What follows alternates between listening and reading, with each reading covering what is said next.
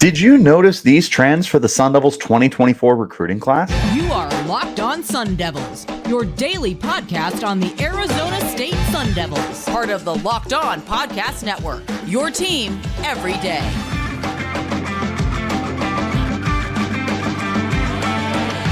Hello and welcome back to the Locked On Sun Devils podcast, part of the Locked On Podcast Network, your team every day. My name is Richie Bradshaw, and I will be your guide for everything Arizona State Sun Devils. Thanks as always for tuning in and making us your first listen of the day. And of course, a shout out to our everydayers who are here every day. Wherever you're getting this podcast, hit like, subscribe, turn on notifications so you get an update whenever we post new content. You can stay in touch with that content by following me on Twitter. You can find me at RichieBrads36 in the podcast as well at LO_Sun Devils. Today's episode is brought to you by FanDuel. Make every moment more. Right now, new customers get $150 in bonus bets with any winning $5 moneyline bet. That's $150 if your team wins. Visit FanDuel.com/lockedon to get started. Ladies and gentlemen, welcome back to the show.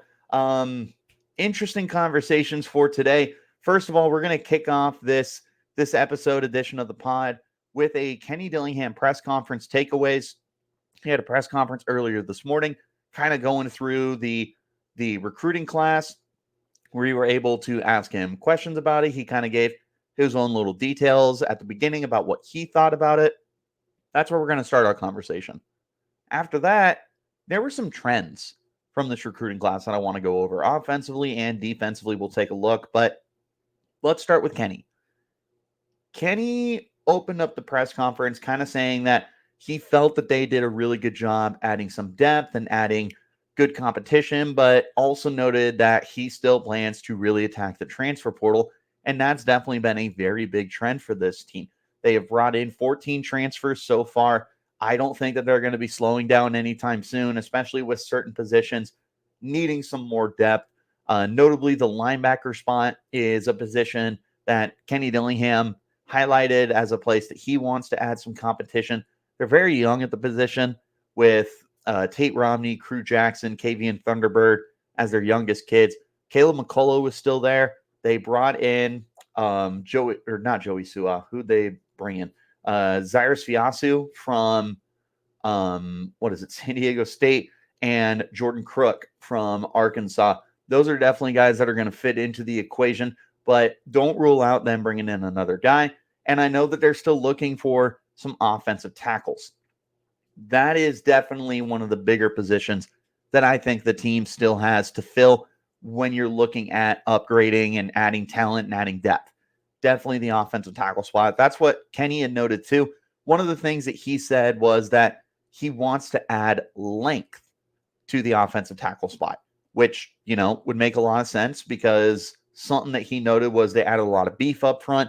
They added a lot of big guys, and that's something we're going to talk about here in a little bit, is they were able to really establish more ferocity and more manpower from the interior of the line.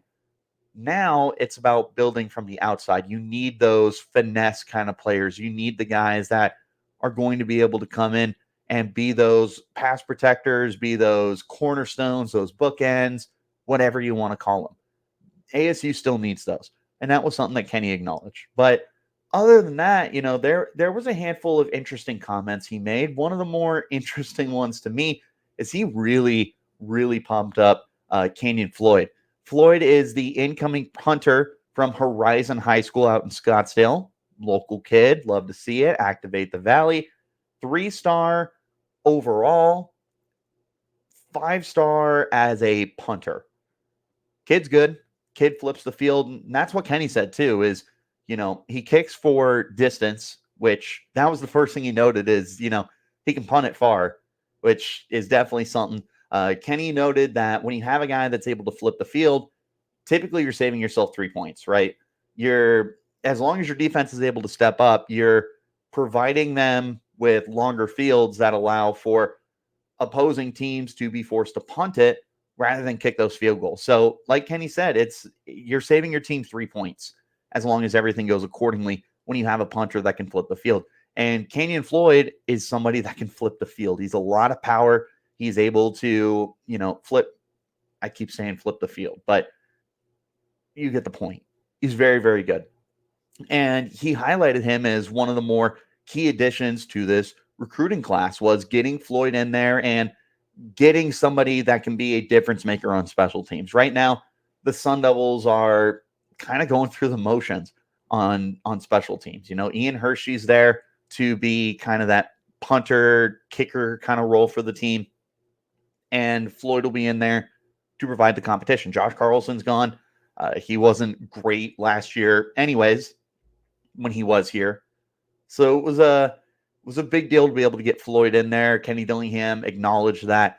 He also kind of acknowledged that he felt they did a good job with the what's it called, the beef up front. Mentioned that somebody had asked him how he felt about kind of getting the Polynesian kids more involved in this recruiting class, and it's definitely a trend that he acknowledged with Suka Solani and Terrell Kim coming in. Both of those guys are Polynesian descent. They're both pretty big kids. Kim himself is 6'3", 228, and Saluni is 6'5", 272. Both of them are slated to be guards for the team. But Kenny was asked about that because if we're being honest, that's something that a lot of local fans have wanted to see because Arizona should be one of the stronger contending programs to be able to bring in those kind of players because you are closer to that California area, the West Coast in general, where you can recruit those kids out of Hawaii, all the Samoans and the Polynesians and everything like that. And ASU fans have been frustrated because so many of them are going further east and they're going further north, excuse me. They're going to Utah, they're going to BYU, and it's been very frustrating for fans. And I think that that's kind of rightfully so. There's definitely a pulse that you should have on that. And while Kenny acknowledged it, I thought it was really interesting that he said something that, you know, he's been banging this drum since he got here. And he says, we're not recruiting based off of like fan wants or anything like that, based off of, you know, if they're Samoan or Polynesian or anything like that. We're recruiting good people. That's the way he put it verbatim. He said, we're recruiting good people. He wants people in this program that are going to do a ton of things for you. Obviously, you want talented kids that are going to be able to provide competition, provide talent, and be good football players. But you also want those guys that are going to be culture builders. That was one of the first things that we saw in last year's transfer class was you had big name leaders that were able to come in and help establish things. You know, you brought in Shamari Simmons at safety. You brought in Trey Brown at linebacker. You brought in Deshaun Mallory on the defensive line. You brought in Cameron Scadaboo. You brought in Xavier Guillory. They wanted to be able to add guys that could be vocal, strong leaders for this team. And I would tell you that year one was pretty successful for that, is you did a good job establishing the culture. It doesn't always result in wins, which is what we saw, but the biggest thing that we wanted to see in year one was establishing that culture. So now going into year two, you want to continue seeing those kind of trends. You want to see that you're still going after guys that can be tone setters in terms of overall presence, like not just on the football field, right? You want guys that are going to be good leaders. You want guys that are going to be good students. You want guys that are going to be good presence in the communities. You don't want to bring in guys that can be disruptive or destructive to your team. That was something that really stood out to me. And then one other thing that stood out that I want to make a really emphasis point on, Kenny Dillingham said that there were some recruits that, you know, they could be as high as 5 stars, they could be 3 stars, whatever. But there were recruits who considered Arizona State and then would go elsewhere, whether it was a full-time commit or not, would decommit or leave the program that they were looking at, and they called Dilly, and they said, hey, is Arizona State still an option? And Kenny Dillingham told them, no. This is really interesting to me, and I would love to know what you guys think about this kind of comment. So on the surface, it's really easy to kind of be like, oh, that's not how you should be recruiting. But he went into detail about it and basically said, we're not looking for the people that are going to be backing out of stuff. We're not looking for guys that are going to be wishy-washy, because right now with the state of college football, you see guys that play a year and transfer. Like it's just really, really quick. And he said, you look at our first year recruiting class, you really didn't have that trend. Like Ashley Williams transferred, sure, but other than that, a lot of your freshmen are coming back for red shirt years. A lot of the kids before them are still back. Like they're trying to bring in the guys that they feel can be those building blocks moving forward. And you're not going to have guys that are half in, half out, that the moment they're not getting what they want, they're going to transfer. That's just not a great way for a rebuilding program to try and rebuild itself. You need guys that are going to be here 3 years, that are going to be here 4 years, 5 years, whatever it is. That's what Kenny Dillingham wants in this building right now. That's what he wants in this program.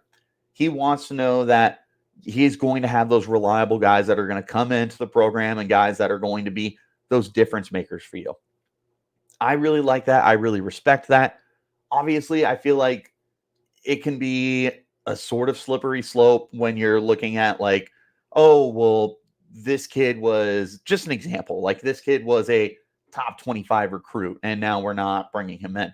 That could suck. But when you're looking at it with that perspective that Kenny is providing, you can understand it. So overall, kind of my takeaways from Kenny Dillingham's press conference was he went into this, he found the guys he wanted, he landed the guys he wanted. They had 17 kids sign their letters of intent. 2 kids have not signed between Elijah Besa and Colin Charles. Besa put out on Twitter today that his recruitment is still open. So I feel like it's kind of in doubt that he's going to end up coming. And then Colin Charles, to my knowledge, will be signing a little later on, looking at probably February or so. Doesn't sound like he's out of it for Arizona State, just kind of pushing that back for the moment. But those were my biggest takeaways from the interview itself. You guys have the access to the interview. Shout out to Chris Cartman and the guys over at Sun Devil Source for 24/7. They've got it on YouTube. It's about a 35-minute video if you guys want to see the whole interview for yourself. But those were my biggest takeaways. And now we're going to be focusing on the biggest trends that I noticed from this class, starting with the offensive side of the football. This is the Locked On Sun Devils podcast, part of the Locked On Podcast Network, your team every day. When you're hiring for your small business, you have to make sure that you have as many top-tier candidates as possible to interview. That's why you need to check out LinkedIn Jobs. LinkedIn Jobs has the tools to help find the right professionals for your team faster and for free. It's never been more important to have plenty of qualified candidates, and LinkedIn Jobs makes it the easiest way to find them. LinkedIn Jobs isn't just another job board for you. LinkedIn has a vast network of more than 1 billion professionals, which makes it the best place to hire. And of course, hiring's easy when you have so many qualified candidates. So easy, in fact, that 86% of small businesses get a qualified candidate within 24 hours.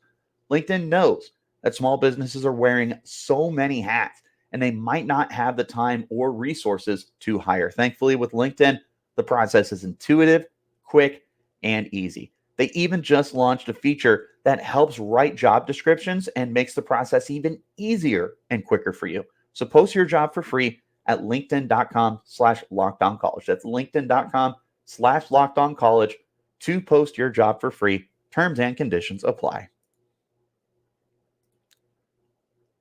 Thanks as always for tuning in, guys, and making us your first listen of the day. And of course, a shout out to my everydayers who are here every day. I also want to bring your guys' attention to the Locked On Sports Today YouTube channel, where we have the first ever 24/7 streaming service. We're going to go through the top stories of the day. We're going to have our national shows, our local experts for every league: football, basketball, baseball, hockey. Go to Locked On Sports Today on YouTube and subscribe to the first ever national sports 24/7 streaming channel. Maybe you can't sleep at night. Why not tune in? It's there. It's available. It's the best. back into our conversation, we're going to take a look at some offensive trends first that I noticed from this year's recruiting class. And I think that this was the offensive side of the football, to me, was more telling than the defensive side of the football, right? I feel like there were trends that stuck out more on the offensive side of the football. And one of them I already mentioned, we're going to go ahead and dive into that, is there's a lot of beef here. They added a whole lot of beef to that offensive line. Like, you brought in 3 interior lines. You brought in Champ Westbrooks. You brought in the aforementioned Terrell Kim and Suka Solani. They are beefing it up. There were 4 kids, actually, excuse me. Samisi Tonga. So yeah, totally missed him. So they brought in 4 interior linemen. Westbrooks, Tonga, I'll have these memorized eventually. Solani and Kim. They are beefing it up. And 3 of them are the Polynesian kids. So, fans will love that. But the bottom line is you are just stacking a lot of interior linemen to be able to, A, provide depth for yourself, and B, have really good competition. And that's going to be really good for the team to be able to have guys that are going toe-to-toe with each other, right? Because Aaron Frost is back and Ben Coleman is returning from injury. Those are 2 guys that are going to be competing for starting roles. I feel like it's going to be a wide open competition. You also factor in, they brought some guys in through the transfer portal. You brought in, was it just the one kid? Yeah, Shanko Mata. I'm really sorry. I'm not ready to be able to confidently pronounce it without messing it up. Shanko, I believe, is how you pronounce his first name. He's a transfer out of, is that Nevada? New Mexico.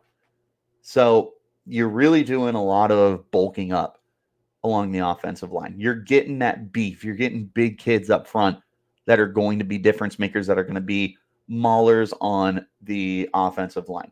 And Tonga is coming in at 310 already. Kim is coming in at 328. So you've already got 2 interior linemen in your freshman class that are over 300 pounds, which is going to bode very well for them. As for Solani, he's coming in at 272. And then Westbrooks is coming in at 265. So they're going to be looking to bulk up a little bit. But, that's what they have redshirt opportunities for. And quite frankly, I feel like the redshirt is going to be in play for a ton of these guys. Like, this is a team that I still imagine is going to be aggressive in the transfer portal. Yes, they've already got 14 guys, but it feels like you're not done yet. And the offensive line definitely feels like you're going to be continuing to add those kind of players. That's where I kind of stand on it. I like what they're doing. I think that they're definitely going in the right direction with the way that they build things up. They're doing a good job. They're adding beef. They're adding competition. And of course, speaking of competition, running back competition is really good with Raleek Brown, who, by the way, Kenny said he views as a running back, but he did make the comparison to Kenneth Gainwell, who played at Memphis when Kenny Dillingham was there. It's a nice comparison because Gainwell has had a good career in Philly, and he's very much that running back receiver hybrid. Very good comparison there. So they got some depth at running back. That's going to be good competition. They got some good depth at quarterback. That's going to provide some good competition. The quarterback is more through the transfer portal with Sam Leavitt coming in. But the other big, what was the word I was in? Trend. The other big trend that you have here is that they're adding some superstar potential. You landed 2 very, very impressive kids in this class. Your 2 4-star kids. Running back Jason Brown out of O'Day High School in Seattle, and tight end Jaden Fortier out of Tualatin High School out in Oregon. Both 4-star kids, both top 5 recruits in their respective states. Brown was 4th in Washington. Fortier was number 1 in Oregon. Both of these kids are top 25 prospects at their positions. Jason is 15, Jaden is 23. Studs. And I look at them as potential faces of the future for this team, potential faces of the program moving forward in the Kenny Dillingham era. Jason Brown is a ridiculously talented kid.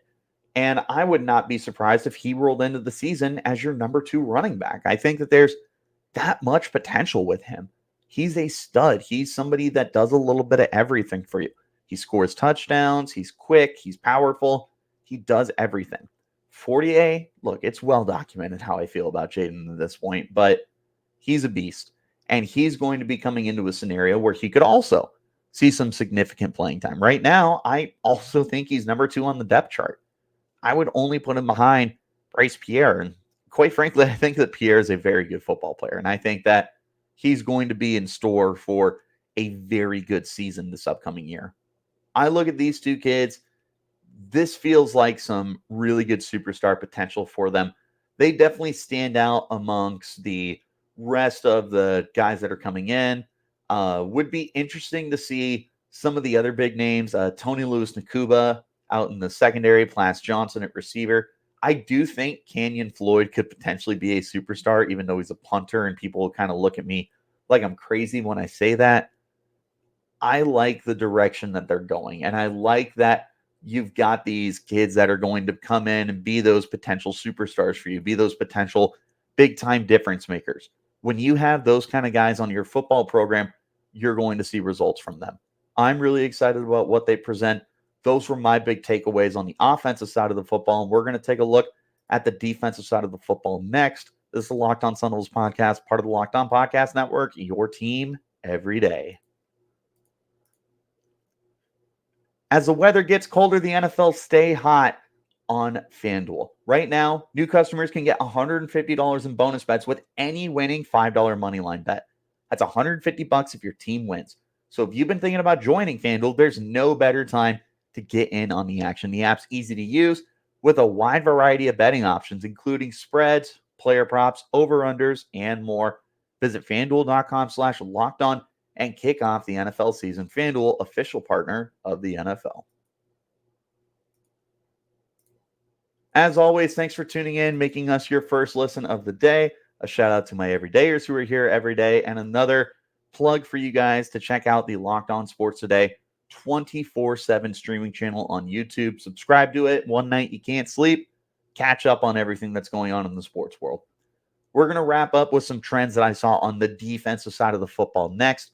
The first big, well, really just kind of the all-encompassing. Now that I look at my list here, I feel like it's all-encompassing here. I have that you're building depth, but you're also creating competition. And with this recruiting class especially, it does feel like those are going to go more hand in hand than maybe it normally would. You're adding guys that I think are going to be pieces of the future. I just don't know how many of these guys are going to be day one players, because we saw that last year, was that there was a lot of guys who were coming in to eventually play roles for the team, not immediately. I think this is especially evident, I know this is especially evident in the secondary. You're bringing in 3 corners in the class. You're bringing in a safety, and this is just the recruiting class, by the way. I'm not talking about transfer. We'll cross that bridge when we get to it. We'll be sure to get into detail on that. Don't you worry. But the corner position, especially, you bring in Rodney Bamaj, Chris Johnson Jr., and Tony Lewis-Nakuba. You also bring in Martell Hughes at safety. They're all 3-star kids. Bamaj and Chris Johnson Jr. are higher 3-star kids, both really close to being 4 stars. You're bringing in these guys to create that competition, especially at corner. Like, this is a position that's going to be going through some change. I mentioned this, I think it was yesterday's podcast, where you're losing Jordan Clark, you're losing Ro Torrance, and you're losing D Ford. Those were 3 of your top guys. And in fact, when it came to starting lineups, those were your 3 starters. You're going to be having to replace them. And you've got guys on the team. Ed Woods is definitely the number one corner for you right now. And Woods is solid. Woods is a very quality, capable player for you. I have no issue with him being our top corner. Like, this is a kid that, for me, is more than capable of handling responsibilities. I think he's got some decent ball skills. He's going to be reliable at worst. But beyond him, you need to be able to create that competition. Mason Williams, I think, is going to come in and probably be the number 2. You've got some other guys that are going to be returning. Keith Abney will be one of the key players. You've got guys at safety that I wouldn't be surprised get some time. Xavier Alford is coming back. I feel like that could potentially put Shamari Simmons as kind of a nickel player for you. But having that outside presence is going to be really important for the team. And bringing in those 3 corners through your recruiting class is going to be what kind of gets that generated and started. And of course, you've got guys through the portal as well. LaTerrence Welsh and Javen Robinson are also going to be guys that push everyone. I don't know who ends up starting and who ends up being redshirted and whatnot. And again, I feel like that could be a lot of these kids. I think that's probably a trend we're going to see for this year and potentially next year as well. We saw it this past year. Most of these kids redshirted. Wouldn't be surprised to see it happen again this year. But again, I think your biggest goal right now is to be able to have guys that provide depth, have guys that provide that competition. This is really evident in the secondary. Linebacker, this is definitely a spot that's going to be addressed through the transfer portal you already have with 2 kids that are coming in. They did bring in Albert Smith through their recruiting class. Again, he feels like another kind of Kavian Thunderbird guy where he's going to be either in a rotation or he's going to probably be looking at a red shirt. That's where I'm kind of at with him. They've got some other guys along the defensive line. They got James Giggy from Bradshaw Mountain up in Prescott, and they've got Ramar Williams, who's coming from Eastmark out in Mesa. And by the way, Ramar was actually somebody that Kenny mentioned by name, which makes me interested to see what the plan is for him. There's just competition that's been made. Celesi Manu was another edge rusher brought in from Reno, Nevada. There's nothing but depth here, nothing but competition here. No, you don't have that 5-star, right? You didn't land Elijah Rushing. That sucks. But what you're looking at doing here is both of my trends that I noticed. You're creating competition and you are establishing depth. When you're doing that as a new rebuilding program, that's as important as anything else. These are culture guys. They're good guys, good people, as Kenny Dillingham put it. Guys that he wants in his locker room and in his program for the foreseeable future. He doesn't look at recruiting guys that he think could be 1 year and then flip. We saw that with this past year's recruiting class. He's probably looking at the same thing with this year's recruiting classes. He wants these kids to come into the program and to be all in, right? You don't want these kids to have 1 foot out the door, just be looking for the next opportunity. Kenny mentioned that the NIL opportunities are 10 times better than what they were a year ago, but nonetheless, it still needs a lot of work to be done. But that's going to be one of the key factors here for helping retain these kids. Bottom line, Kenny loves what he was able to do in this recruiting class. He mentioned that it's only going to get better, but now with 2 recruiting classes under his belt and taking a look at what we've noticed with his trends, it seems very evident to me that just establishing the depth on this team is very important. But this recruiting season, I should say, really looking to get bigger, especially along the offensive line. They're not done adding offensive tackles. I 100% think you're going to see at least 2 guys get brought in, whether it's transfer portal or somebody that's still out there in the recruiting cycle. You're going to see more guys get brought in to create that competition. And I think that you've got some young budding stars here, depending on how they get developed, with Jason Brown, with Jaden Fortier. I think Chris Johnson Jr. could be there. I think Tony Lewis and Kuba could be in there. Plas Johnson is someone they'll talk about. I love Kanyon Floyd, even though he's a punter, and a lot of people will kind of overlook that. This is another building recruiting class. I don't see this as a recruiting class that completely turns around your program this year because you've got four or five freshmen that are starting playing full time. I don't see that happening. And if it does, great. But to me, this is another recruiting class that's going to be focused on building the culture, building the depth, building the locker room. There are definitely some trends that I noticed here. If you guys noticed any trends, if you agree with me or disagree with me, let me know in the comments. You can hit me up on Twitter as well. You can find me at Richie Bradshaw36 and the podcast at LO_Sun Devils. Wherever you're getting your podcast, hit like, subscribe, turn on notifications so you get an update whenever we post new content. I appreciate you guys, as always, for tuning in. We will be back here tomorrow to talk more about this incoming recruiting class. I'll see you then. But until then, you keep it locked right here on Locked On Sun Devils.